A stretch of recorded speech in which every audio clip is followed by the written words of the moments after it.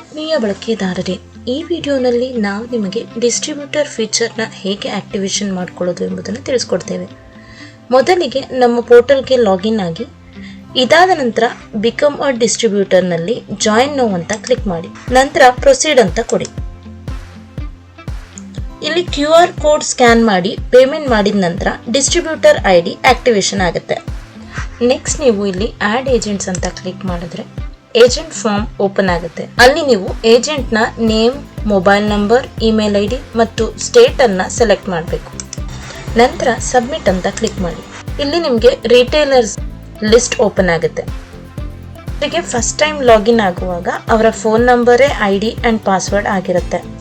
ನಿಮ್ಮ retailer every time cards wallet recharge ಮಾಡ್ಕೊಂಡಾಗ್ಲೂ ಮತ್ತೆ ಯಾವುದೇ ಸರ್ವಿಸ್ ಆಕ್ಟಿವೇಶನ್ ಮಾಡ್ಕೊಂಡ್ರು ನಿಮ್ಮ ಕಾರ್ಡ್ಸ್ ವ್ಯಾಲೆಟ್ಗೆ 10% ಕಮಿಷನ್ ಆ್ಯಡ್ ಆಗ್ತಾ ಹೋಗುತ್ತೆ.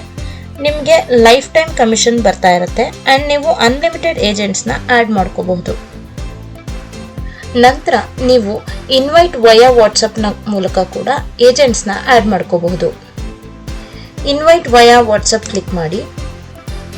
ಈ ಲಿಂಕ್ನ ನೀವು ನಿಮ್ಮ ರಿಟೇಲರ್ಸ್ಗೆ ಶೇರ್ ಮಾಡ್ಕೋಬಹುದು. ಅವರಿಗೆ ವಾಟ್ಸಪ್ಗೆ ಲಿಂಕ್ ಬಂದಿರುತ್ತೆ.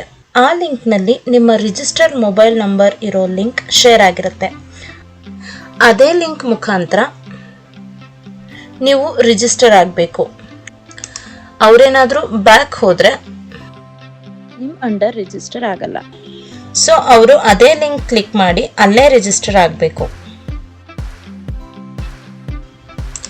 ನೀವು ಡ್ಯಾಶ್ಬೋರ್ಡ್ನಲ್ಲೂ ಕೂಡ ಮೈ ಏಜೆಂಟ್ಸ್ ಅನ್ನೋ ಆಪ್ಷನ್ನ ಕ್ಲಿಕ್ ಮಾಡಿದ್ರೆ ಇಲ್ಲೂ ಕೂಡ ಏಜೆಂಟ್ ಫಾರ್ಮ್ ಓಪನ್ ಆಗುತ್ತೆ. ರಿಟೇಲರ್ಸ್ನ ಆ್ಯಡ್ ಮಾಡ್ಕೋಬಹುದು.